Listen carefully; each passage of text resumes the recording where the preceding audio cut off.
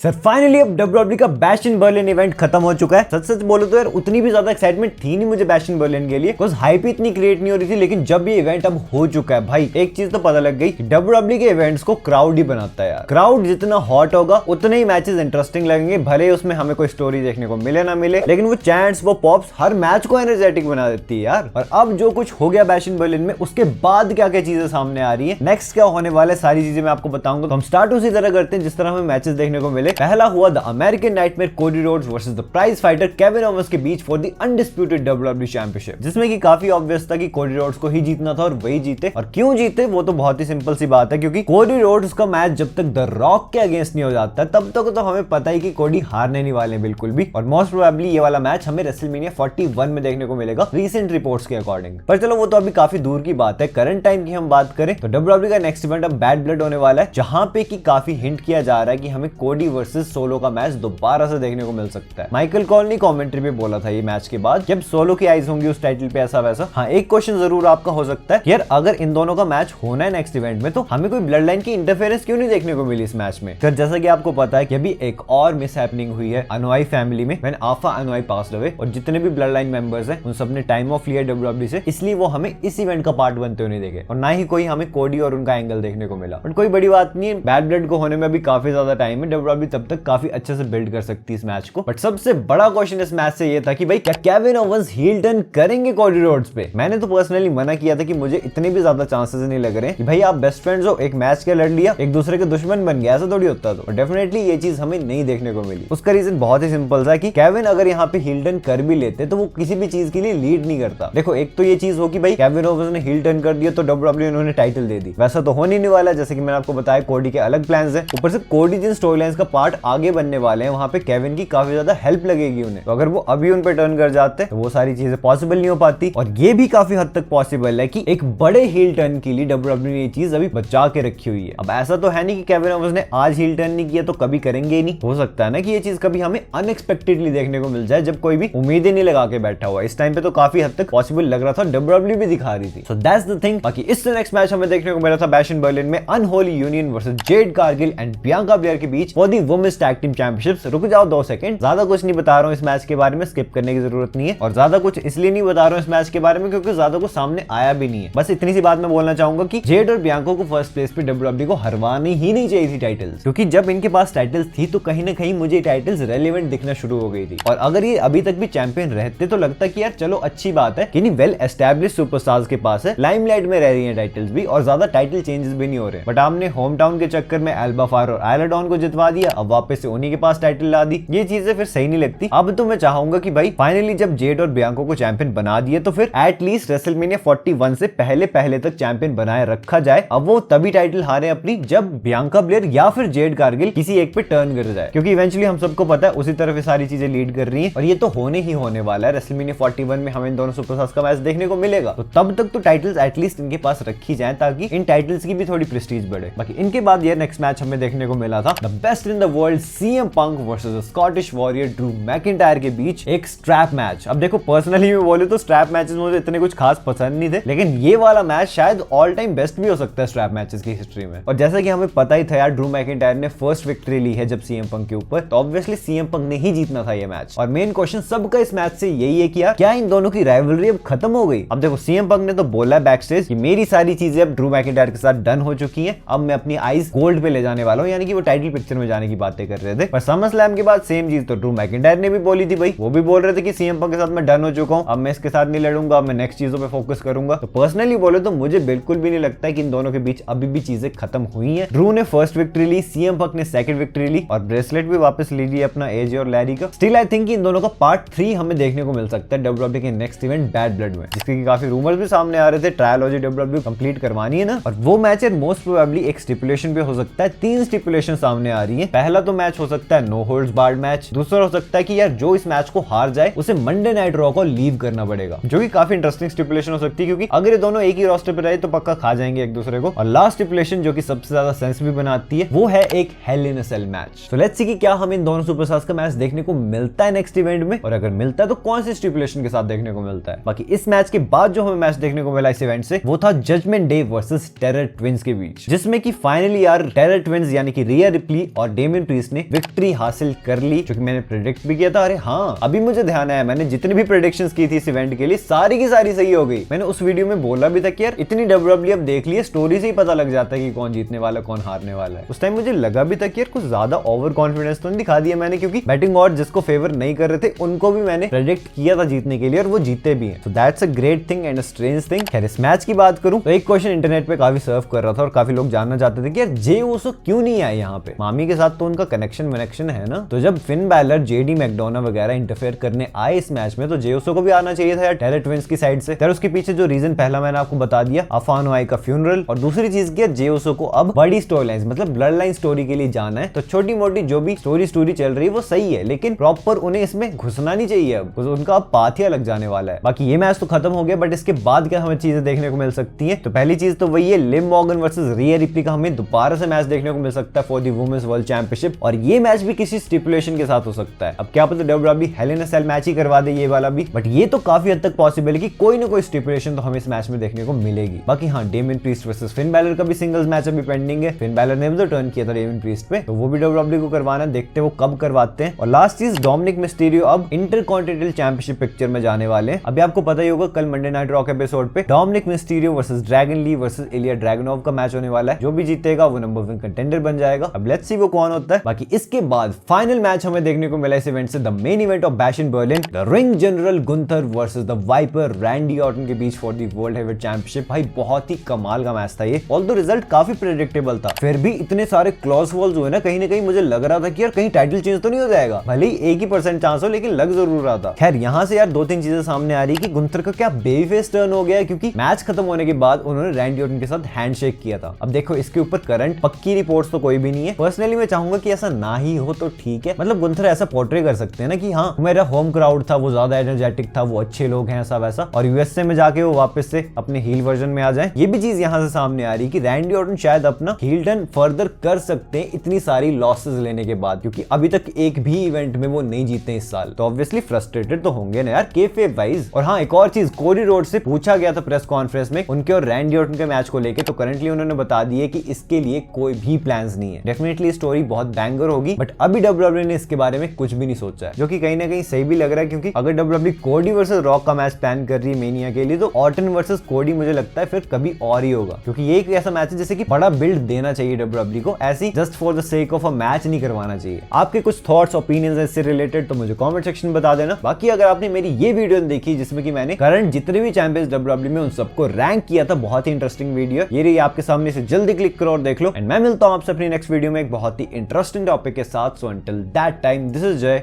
Signing out.